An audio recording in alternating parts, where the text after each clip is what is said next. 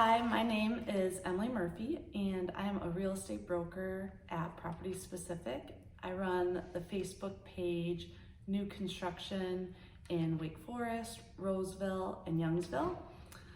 Started this page because of the amount of new construction that is happening in this area, the amount of people who are relocating here wanting new construction or wanting land to build their new home on.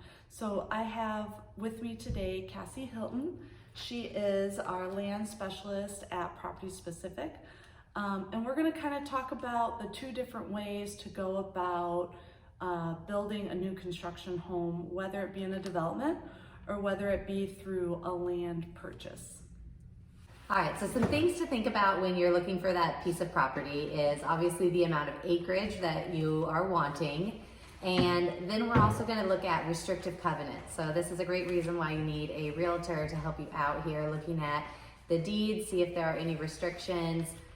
Perhaps you can't have horses and chickens yet. That's something that you're wanting. Or you're wanting to have some hunting grounds. Or you're wanting to put a Clayton home on it. So these are all things to consider. Sometimes different covenants require stick-built homes or a certain amount of square footage. So that's one thing. Also, once you find that piece of property, we're going to do a perk test on it and a survey. So a perk test is for your septic to make sure that you can have, let's say, a 4-bedroom home on there, that the soil will perk for that size of a home that you're wanting to build. Also, things to consider are well versus county water. Most of the time when you're on acreage, you're going to have well. Sometimes you'll end up with county water or the option. So that's something to consider. We'll always do a survey as well. That's in your best interest. And we also definitely look at floodplains. When you're looking at different property, that's something to consider for where your home site's going to be. Oftentimes you can find property that's been cleared or property that's wooded. So that's going to speak towards who you are as the buyer and what you want. Can always clear a lot, can't always grow trees so quickly.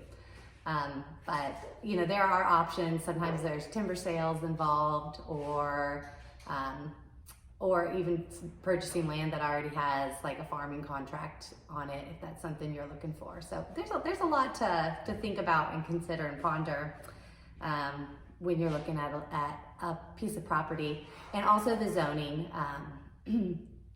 depending on what you're wanting to do for your lot. I've had clients who want to split a lot and put 2 family homes on it, or they want to do something commercial on it. So zoning is going to play a part into that as well. So this would be a way to go about buying land and then building a home on. Now, what we see a lot in this area too is more of a development standpoint where a developer will come and subdivide parcels of land. A lot of times they will invite different builders to come and purchase those lots. That's when, the consumer or the client would come and look at the lots and decide which builder within that subdivision or that development they would want to work with. In the previous market, we did not see a lot of pre-sales, so people being able to pick out the home they would want on that lot. We saw builders build spec homes, and this was just the most cost-efficient way for them to do it. This was when we were in that red-hot seller's market, so they would be able to build a home and know, essentially someone would eventually purchase that home. But we are seeing that change. So as Cassie talks about buying an individual lot, we are seeing more builders that are open to building on an individual lot for a client. Depending on the price point, that's really the different builders that Cassie and I would recommend. There are builders who specialize in ranch homes, and then of course there are builders all the way up to looking at a luxury built home. So that would really skew our recommendation on specific builders for you to look into after you purchase that land. Mm-hmm. Another thing to talk about though is the financing too. Mm-hmm. When you're looking at a plot of land, You may be purchasing it with cash. It's something that you sit on the land for a while you're determining what type of custom home you want to build or what you want to do with the land. That's obviously one excellent option. Another way is that there are lenders who will lend on land. There's not as many. Definitely if you're up like in more rural areas, you can get something like Ag Carolina go in to do a land loan for you. But if you're other options, there are lenders who will definitely do a one-time close type of build with new construction, where you're purchasing the land with your new construction home loan all at one time, a one-time close. So there's definitely different options that we can point you in the right direction for lenders and talking to get you started on this.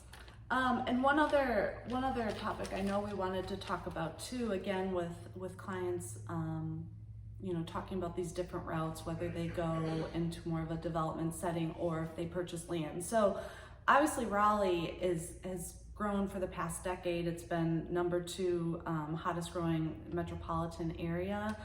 This year again, we see Raleigh as being one of the hottest real estate markets. So we're seeing the growth really expand outward, which again is why the Facebook group is Wake Forest, Youngsville, Roseville. So some of these outside counties of Wake County are where we're seeing the ability to purchase land at somewhat of a reasonable cost still, to then go ahead and build on it. So I know we wanted to touch on some of the Wake County cities we're seeing a lot of growth in, such as Zebulon, Wendell has seen a substantial amount of growth, obviously Wake Forest. But then, we're starting to look at these outside counties too. Don't discount them when you're looking for land, especially if you're wanting a lot of acreage and you're wanting to be a little bit more rural. Looking at Granville County, Franklin County, Johnston County, up towards Vance. There's definitely a lot of options, and obviously the price gets a little better as you go outward.